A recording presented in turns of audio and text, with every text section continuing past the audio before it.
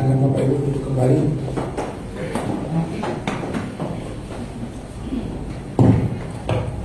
Salam Bapak Ibu. Kita akan membaca firman Tuhan yang kita ambil dari Yeremia 17 ayat 12 sampai dengan 14.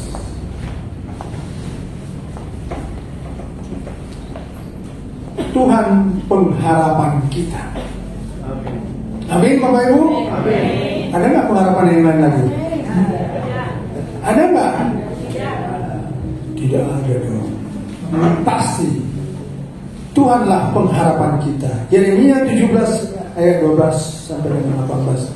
Kita baca bersama-sama. Yang pertama kaum ibu, kedua kaum bapak, terakhir kita bersama-sama. Pertama kaum ibu, selanjutnya kaum bapak berselang-seling, dan terakhir kita bersama-sama. Yeremia 17 ayat 12 sampai dengan 18. Ya ibu-ibu mulai. Maka kemuliaan luhur dari sejak semula, tempat baik kudus kita. Ya pengharapan Israel, Tuhan, semua orang yang meninggalkan Engkau akan menjadi malu. Orang-orang yang menyimpang daripadamu akan dilenyapkan di negeri, sebab mereka telah meninggalkan sumber air hidup, yakni Tuhan. Sesungguhnya aku ya Tuhan, maka aku akan sembuh. Selamatkanlah aku, maka aku akan selamat, sebab Engkau adalah pujianku. Sesungguhnya mereka berkata kepadaku, di manakah firman Tuhan itu? Biarlah ia sampai. Namun tidak pernah aku mendesak padamu untuk mendatangkan malapetaka. Aku tidak menginginkan hari di sana. Engkau yang mengetahui apa yang keluar dari bibirku. Semuanya terpampang di hadapanmu. Karena Engkau menjadi kesehatan bagiku, Engkaulah perlindunganku pada hari malapetaka. Sama-sama kita. Biarlah orang-orang yang mengejar aku menjadi malu, tetapi karena aku ini menjadi malu. Biarlah mereka terkejut, tetapi karena aku ini terkejut. Buatlah hari malapetaka mereka, dan hancurkanlah mereka dengan kehancuran. Amin. Terpujilah Bapa di sorga atas firman-Nya yang kita baca pada pagi hari ini. Bapak Ibu terkasih dalam Yesus Kristus, firman Tuhan di pagi hari ini bisa kita lihat bahwa peristiwa yang tertulis dalam bacaan tersebut menceritakan, yang tadi sudah kita baca bersama-sama, menceritakan bahwa saat itu umat Yehuda mengalami pergumulan serius secara kolektif, dengan pilihan-pilihan yang membawa mereka terus hidup dalam dosa. Karena umat Yehuda mengandalkan diri sendiri untuk mendapatkan kekayaan, kenikmatan hidup. Semua itu jadi dirampasan atau rampasan orang lain, jadi rebutan. Bahkan umat akan mengalami kejatuhan besar dari kehidupan makmur hingga menjadi budak di tanah asing. Kalau kita ikutin membaca firman Tuhan dari awal sampai akhir dari kitab ini, kita akan dapat memahami apa yang terjadi pada umat Yehuda pada saat itu. Yeremia ingin membandingkan kehidupan umat Yehuda yang mengandalkan diri sendiri dan kenikmatan sesat terhadap kehidupan orang-orang yang mengandalkan Tuhan. Dia ingin menunjukkan bagaimana perbandingan hidup orang-orang yang penuh dengan keduniawian dibanding dengan orang-orang yang akan mengandalkan Tuhan. Hal ini sama dengan kehidupan di padang gurun dan semak bulus yang senantiasa dalam kekeringan dibandingkan dengan pohon yang ditanam di tepi aliran air.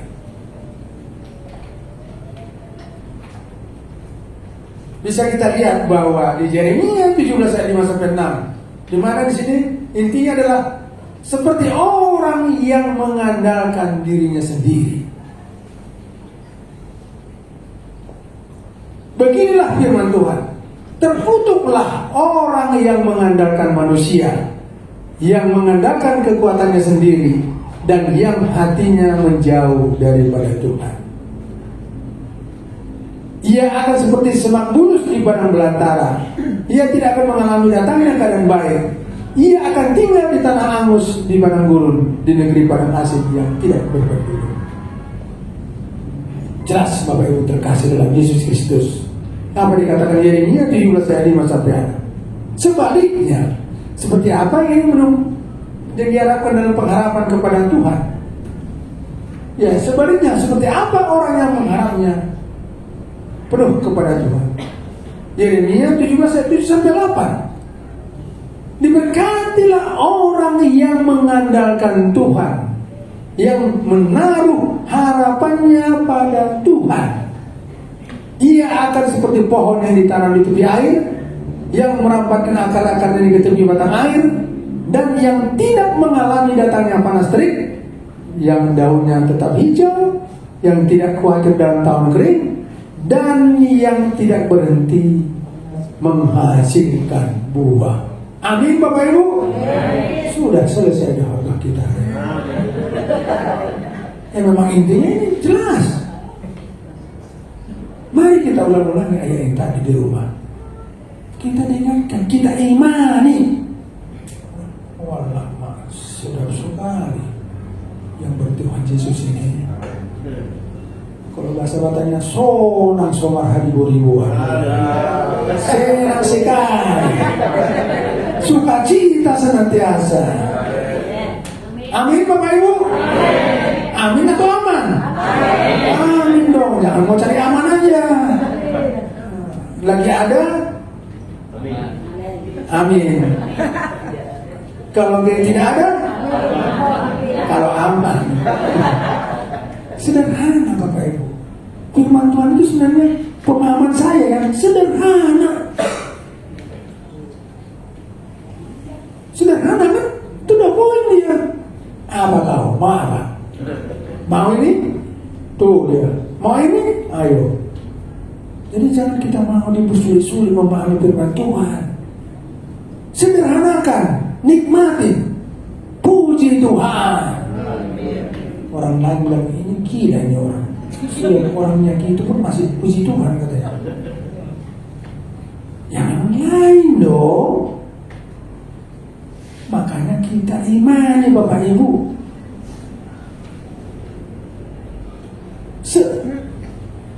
Pohon yang ditanam di tepi aliran air bisa jadi akan mengalami masa-masa berat dalam kehidupan, tetapi ia mendapatkan kekuatannya dari Tuhan yang selalu memasok akarnya dengan air kehidupan. Amin Bapak Ibu. Siapa suruh hidup di dunia? Rasain deh. Ini dia katakan, pohon yang ditanam di tepi aliran air bisa jadi akan mengalami masa-masa berat dalam kehidupan, tetapi ia mendapatkan kekuatannya dari Tuhan yang selalu memasok akarnya dengan air kehidupan.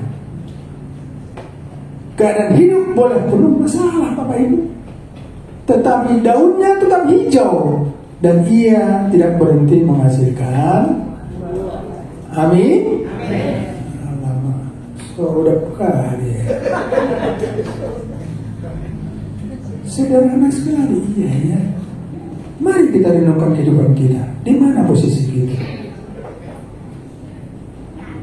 Berita sukacita loh Bapak Ibu. Jadi kita bukan dibuat terdakwa. Bapak, sudah apa kau lakukan? Jangan kau nanti masuk neraka kau. Itu zamannya orang sana dulu. Sama orang Yahudi ada aturan-aturan, kita tidak ada aturan. Nikmati. Mari kita nikmati. Ya ini ya. Nubuatan lo ini yang akan datang lo ini dikatakannya ini. Sekarang kita bukan akan datang. Kita sudah tinggal menikmati. Sudah diselesaikannya semua di kayu salib. Inilah dia. Dulu berapa ribu tahun yang lalu sudah dikatakannya. Tapi sekarang kita sudah menikmati.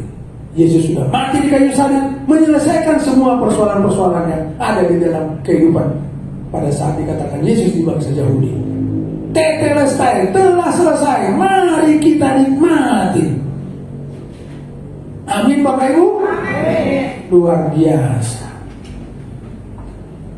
Tak bisa kita pungkiri, goncangan di segala bidang sedang melanda kehidupan manusia di dunia. Hal inilah menyebabkan banyak orang menjadi takut dan mulai kehilangan pengharapan di dalam Tuhan. Amin Bapak Ibu. Amin. Kok amin lagi ya? Justru ini kita dikatakan kembali. Firman Tuhan menegaskan sekalipun dunia bergoncang, setiap kita yang hidup di dalam Kristus menerima kerajaan yang tidak tergoncangkan. Yang gak enak, apa lagi masalah? Selesai. Ibrani 12 ayat 28. Jelas semua tertulis. Sungguh luar biasa. Tuhan Yesus telah menerima segala kuasa di bumi dan di sorga. Karena itu tidak ada yang tak mungkin baginya. Dulu. Tuhan Yesus telah menerima segala kuasa di bumi dan di sorga. Karena itu tidak ada yang tidak mungkin baginya. Sudah diselesaikannya semuanya. Tak perlu takut menghadapi goncangan, sebab Tuhan yang menopang dan melindungi kita. Penyertaan Tuhan atas seorang percaya tak akan pernah berakhir sampai kesudahan. Sampai kita mendapatkan tubuh kemuliaan nantinya. Kita bersama-sama di sorga. Amin Bapak Ibu. Kita orang sorga, orang kerajaan sorga. Jadi jangan lagi cerita-cerita iblis lagi kita. Ini ceritakan iblis terus. Ceritakan dong Yesus, terima kasih Tuhan. Iblis pergi. Memang kita suruh pergi iblis. Sudah diselesaikan kita sudah selesai semua. Justru hati kita kadang-kadang iblis ya mau dong dia ngomong apa? Hai iblis, janganlah kau dikatakan oh iya ya. Panggil Yesus Tuhan. Kami sukacita bahwa Engkau telah. Ini dipanggil-panggil ya iyalah datang gak dia. Hai. Firman Tuhan pada pagi hari ini mengingatkan kita, Dialah yang berada di dalam hidup kita, dan pengharapan tidak mengecewakan. Pengharapan tidak mengecewakan karena kasih Allah telah dicurahkan di dalam hati kita oleh Roh Kudus yang telah dikaruniakan kepada kita. Roma 5:5. Jelas semua kan Bapak Ibu? Ada lagi enggak? Berilustrasi kata-katanya ada enggak? Berfilosofi. Itulah poin. Pengharapan tidak mengecewakan. Kenapa? Karena kasih Allah telah dicurahkan ke dalam hati kita. Sudah dalam hati kita, jangan kita cari-cari lagi dia. Ini masalah mental kita kadang mencari ayo kita ke sana, ayo kita tengah malam kita harus begini, kita harus kumpul di sini karena dia nanti akan datang bersama kita. Alamak, ngeri kali.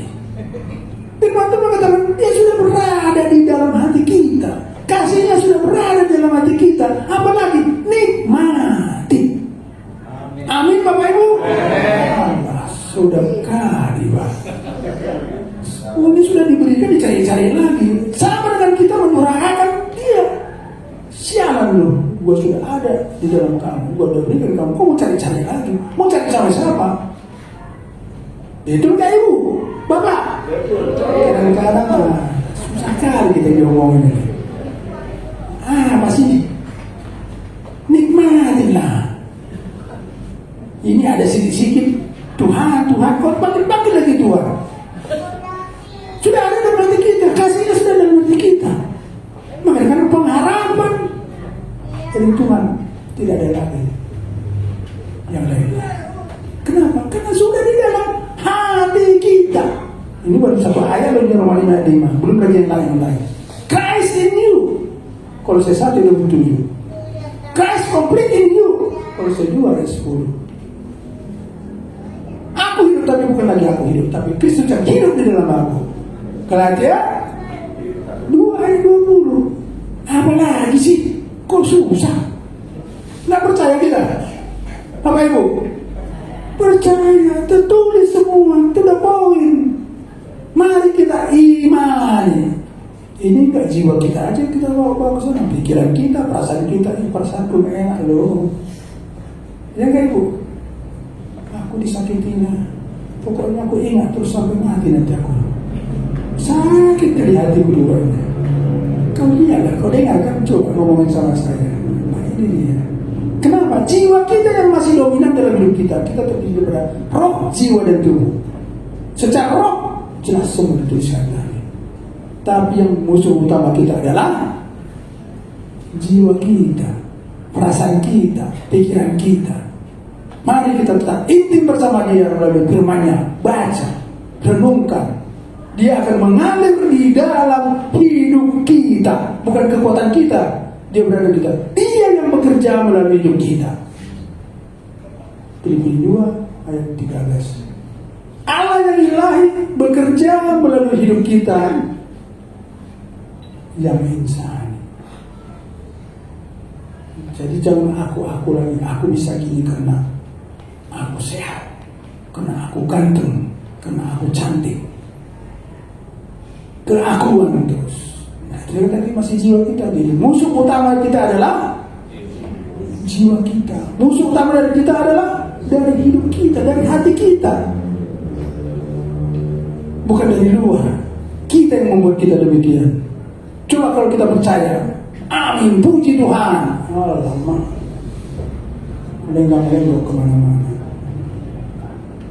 Amin Bapak Ibu. Amin. Jangan dibilang kalian jadi ketakutan. Justru puji Tuhan. Haleluya.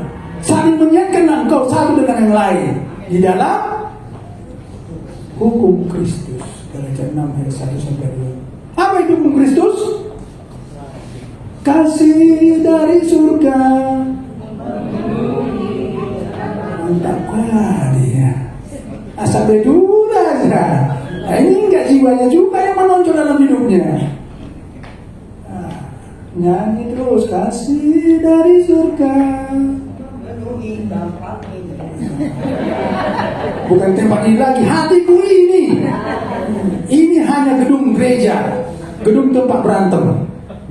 Amin Bapak Ibu. Oh enggak. Jangan ada dusta di antara kita. Banyak loh gedung gereja tempatnya senggol sana, senggol sini. Ada enggak? Banyak. Jangan ada dusta di antara kita loh. Lihat loh, apalagi gereja kesukuan. Betul enggak? Betul lah. Nah ini tuh mas yang tadi. Dia sudah berada di hati kita. Ini hanya tempat gedung untuk kita bersuka cita, menyatakan sukacita pada Tuhan. Coba tadi kita menari-menari, tepuk tangan apa segala. Inilah hati kita nyatakan bersama di dalam gedung gereja ini, bangunan gereja ini. Sukacita kita. Bukan kita mau bertemu sama Tuhan di sini. Orang dia sudah dalam hati kita. Kita hanya yang menyatakan bersama-sama. Puji Tuhan, haleluya.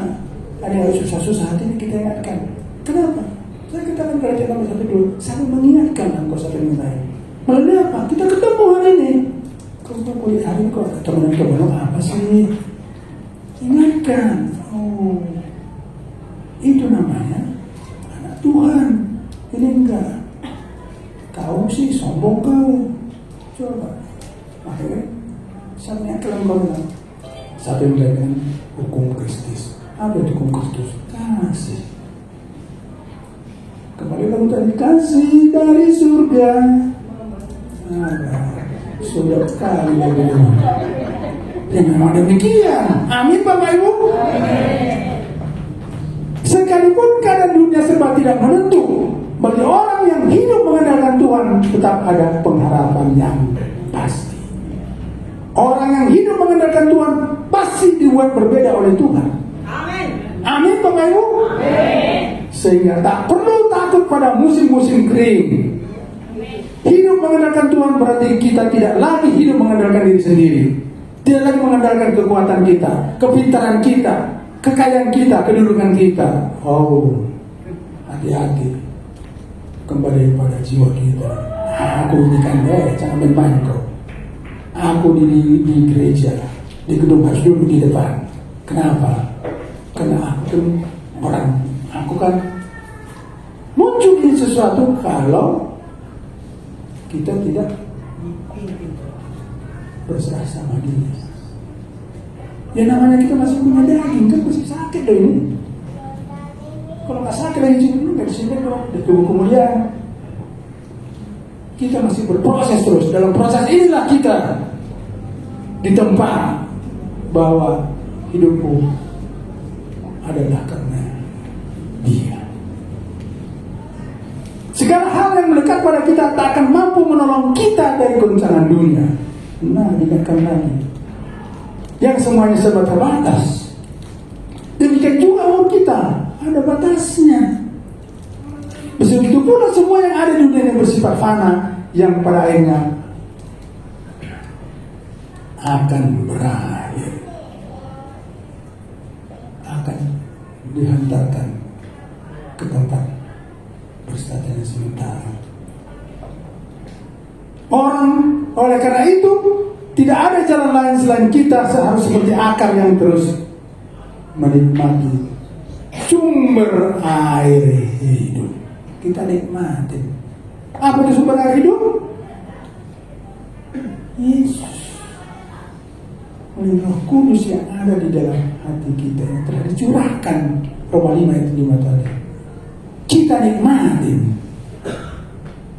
sumber air hidup. Bisa kita lihat di Yohanes 4 ayat 14. Tetapi barang siapa minum air yang akan kuberikan kepadanya, ia tidak akan haus untuk selama-lamanya.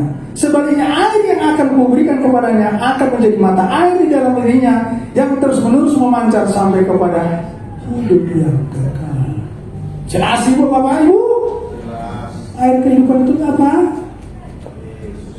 Yesus Roh Kudus firman-Nya yang telah berada di dalam hidup kita, di dalam hati kita. Mohon maaf, saya menyampaikan firman Tuhan itu udah poin aja. Mungkin karena saya dokter kali ya, nggak bisa berteori ke sana kemari. Apa loh? Ini, nih, ambil. Yang mau diapain? Sorry lah kalau saya agak tajam-tajam ya. Ya memang demikian. Kalau nggak nanti dia dosanya salah. Dia dosa salah, obatnya salah. Maka itu udah poin. Dasarnya apa? Nih tertulis. Dasarnya apa? Ilmu.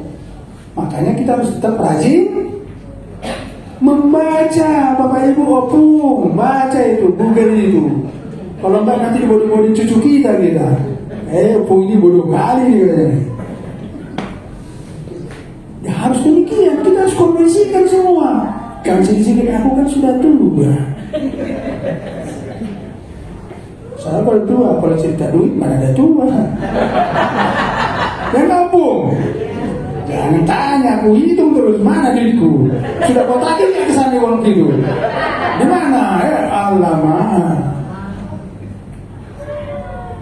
Jadi sungguh suka cinta kita bersama dengan dia. Indah sekali Bapak Ibu.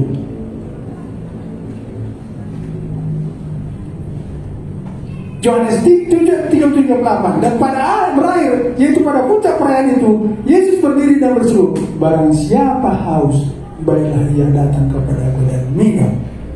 Barang siapa percaya kepada aku, seperti yang dikatakan oleh kitab suci, dari dalam hatinya akan mengalir aliran air hidup. Amin Bapak Ibu. Jelas semua. Nikmatin air kehidupan yang sudah berada dalam hidup kita. Imanin. Iman sih oke, tapi si iman ini yang nggak oke. Artinya iman itu apa? Hati kita, perasaan kita, jiwa kita saya katakan tadi. Ayo, itulah tantangan bagi kita dalam hidup yang masih punya daging ini. Mari kita imani segala sesuatunya bahwa Dialah bekerja melalui hidup kita.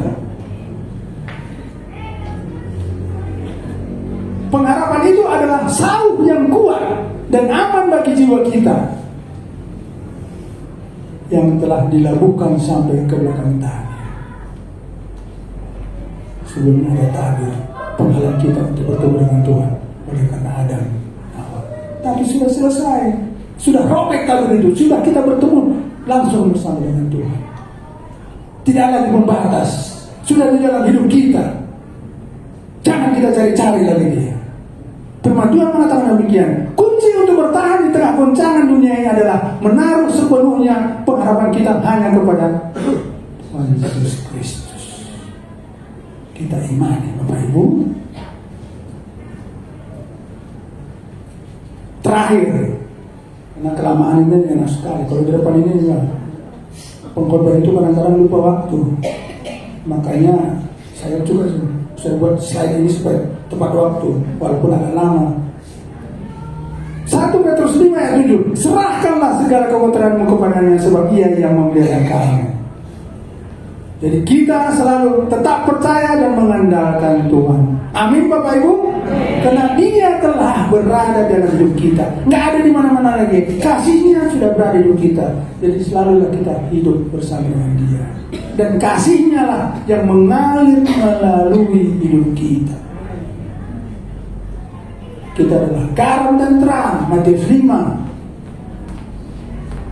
13-14 dan ayat 16 mengatakan, mana terangmu? Tunjukkan terang. Apa terang yang kita tunjukkan kalau kita ada terang? Orang Kristen terangnya adalah melalui teladan hidup kita. Kita adalah Alkitab yang berjalan. Mari kita tunjukkan dengan gaya hidup kita, cara ngomong kita, bahasa kita, perilaku kita, kemana pun kita berada orang tahu, dan ini pasti Kristen. Saya bisa merasakan itu. Karena sebelum kita di bulan saya dokter, kalau saya ngomong-ngomong, ya sering saya katakan, puji Tuhan, padahal dia pakai jilbab. Haleluya, padahal dia pakai jilbab. Kenapa? Dia tahu ngomong kita nyambung sama dia. Dia mungkin suka cita dia mendengar ngomong kita. Kok bisa? Tanya pada diri kita sendiri. Tadi ngomong apa saya ya? Kok jawabannya gitu ya?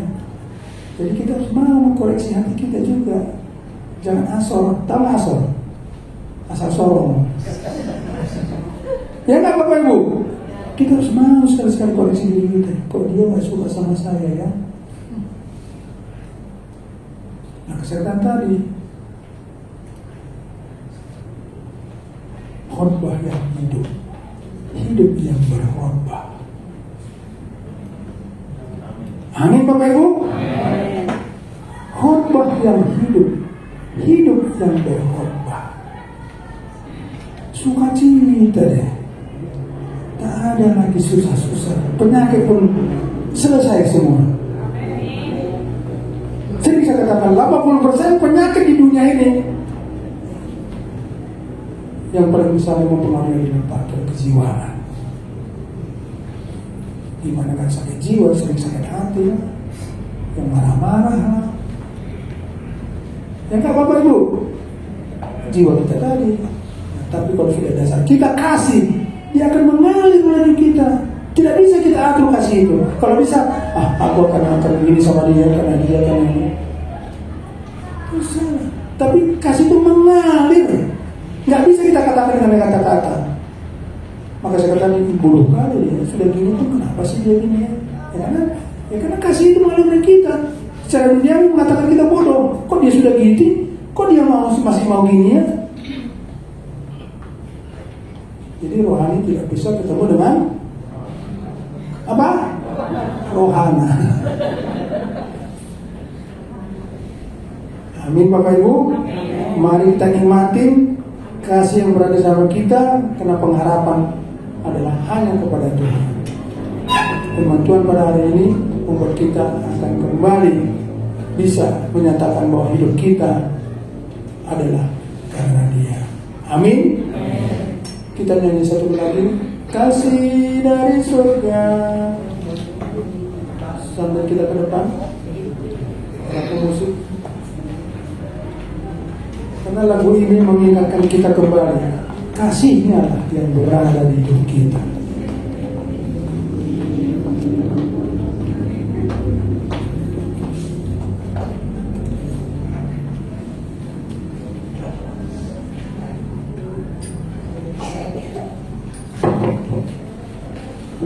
Kasih yang tidak ada kesudahan tetap mengalir dalam hidup kita.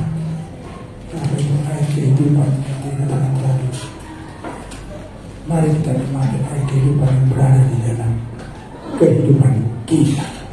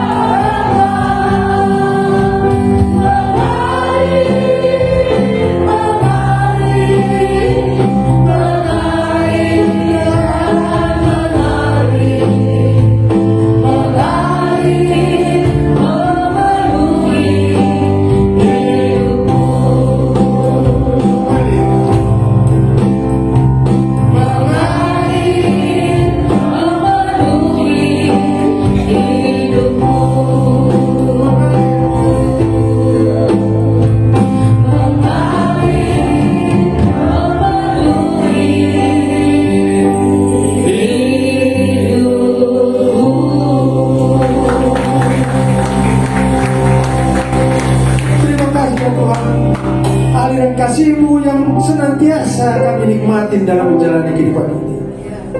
Sungguh luar biasa Tuhan, firman-Mu yang Kau telah sematkan di dalam kehidupan kami, sehingga sukacita dari-Mu tetap dapat kami jalani dalam kehidupan kami.